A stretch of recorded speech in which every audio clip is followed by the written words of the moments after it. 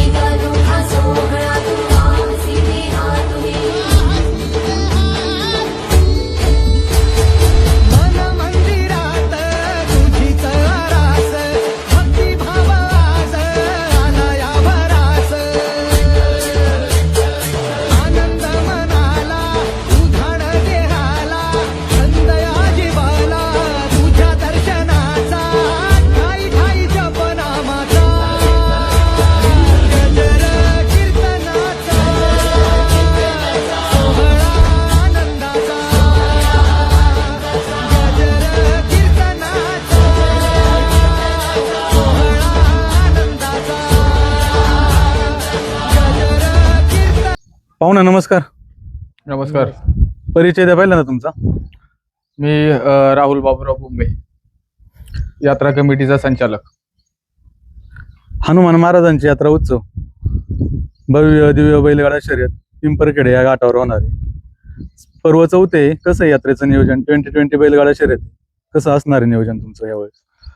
गेल्या वर्षी किंवा इथून पाठीमागची 3 पर्व पाहता 4थ्या पर्वामध्ये पण आपण त्याच पद्धतीने खऱ्या अर्थाने शिस्त आणि पारदर्शकपणा हे आमच्या जय हनुमान यात्रा उत्सव कमिटी पिंपरखेड ही दरवर्षी गाडी मालकांना दाखवत असते.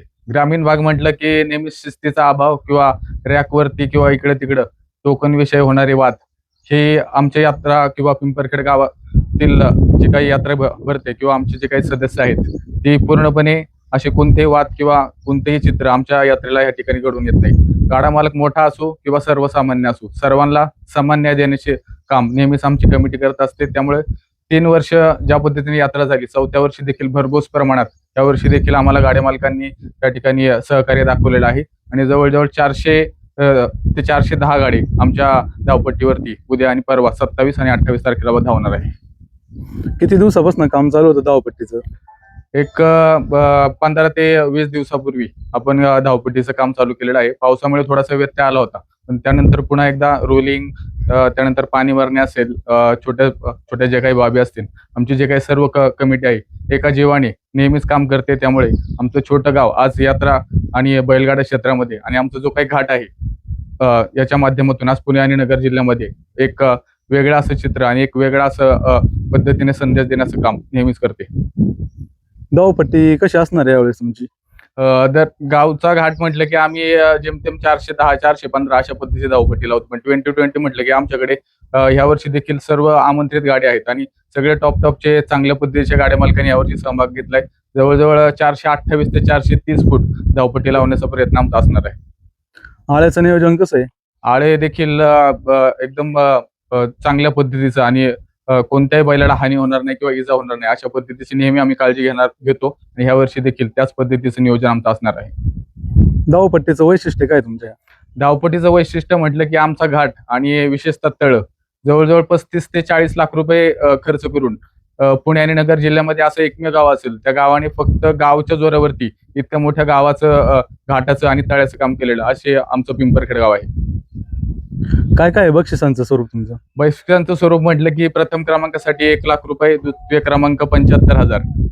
2020 असल्यामुळे आपण फक्त 12 आणि 12.5 अशा पद्धतीची बक्षिसं देणार आहे. त्यानंतर 1 नंबर फायनल 80,000 रुपये, त्यानंतर 60,000, 40,000, 30,000 यांनीप्रमाणे 10 नंबर पर्यंत आपण बक्षिसं देणार आहे. आणि घाटाच्या महाराजासाठी आपण एक 2 व्हीलर देणार आहे. फायनल ही कशी राहील, सेपरेट राहील का, कसं राहणार? फायनल पहिल्या क्रमांकासाठी आपण 80,000, 60,000 जे काही बक्षिसं सांगितली त्यामध्ये आपण पहिल्या दिवशी होणाऱ्या गाड्या मालकाला सेपरेट 40,000 आणि दुसऱ्या दिवशी होणाऱ्या गाड्या मालकाला सेपरेट 40,000. त्याप्रमाणे 10 बक्षिसांमध्ये सेपरेट पहिल्या दिवशी अर्ध आणि दुसऱ्या दिवशी अर्ध अशा पद्धतीचं बक्षीस आपण वाटून देणार आहे. नियमावली काय राहील गाडा मालकांना? नियमावली एवढीच का 2020 म्हटलं की नेहमीच गाड्या मालकांना उत्सुकता असते आणि विशेषतः पिंपरखेडच्या घाटावरती ह्या धावपट्टीवर पळण्याची सर्वांनाच एक इच्छा असते. आपण सर्वच गाड्या मालकांचा विचार केलाय, पण काहींना टोकन भेटले नसेल तर या ठिकाणी आमच्या यात्रा कमिटीच्या वतीने पहिल्यांदा मी दिलगिरी व्यक्त करतो. आणि ज्यांना टोकन मिळालीत त्या सर्व गाड्या मालकांना माझी एक सूचना असेल, आपण वेळेमध्ये हजर राहा.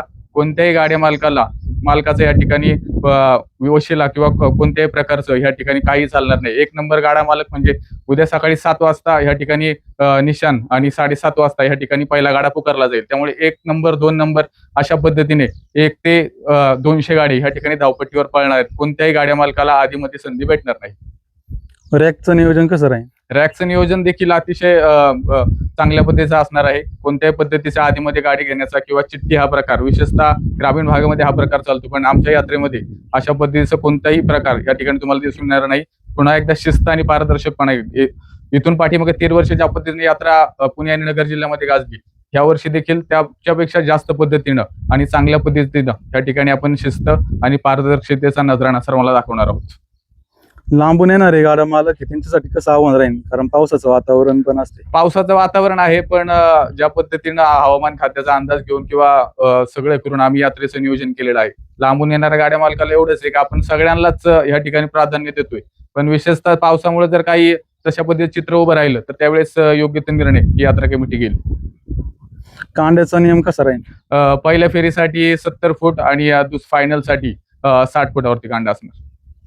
निशाणावरती गडाळावरती कोण राहील का? निशाणावरती ह्या ठिकाणी घड्याळावरती नितीन शेठ थिगळे चेअरमन आणि निशाणावरती त्या ठिकाणी पानसरे म्हणून आहेत, ते देखील त्या ठिकाणी निशाणावरती काम करणार आहेत. घाटावर येण्यासाठी एक्झॅक्ट लोकेशन कसं आहे, येण्यासाठी मार्ग कुठनं? इकडनं जर पुण्यामार्गे येणार असेल, मनसर मार्गे येणाऱ्याला अष्टविनायक हवे पारगावरनं हा घाट जवळ पडतो, किंवा इकडल्या मार्गे जर आपण नगर किंवा कोणत्या मार्गे येत असेल तर इकडनं देखील बेल्ला जेजुरी हवे आहे, त्या मार्गाने देखील आपला घाट एकदम चांगल्या पद्धतीने चांगल्या रोडनी तुम्ही घाटापर्यंत पोहोचू शकता. धक्के वगैरे कुठं केलेले घाट? चांगल्या प्रकारचं सर्व नियोजन आहे. घाटाच्या आसपास धक्के बैल बांधण्यासाठी तुम्हाला चांगल्या प्रकारची सुसज्ज जागा असं सर्व नियोजन या ठिकाणी कमिटीने केलेलं आहे. पाहुणा नमस्कार.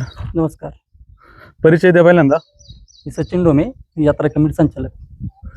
शिरूर केसरीचं भव्य नियोजन पिंपरखेड घाटावरती होते, कसं राहील तुमच्याकडून गाडा मालकांना सहकार्य? आता गाडा मालकांना पूर्ण सहकार्य राहील, पुन्हा त्रास होणार दखल आम्ही घेऊ.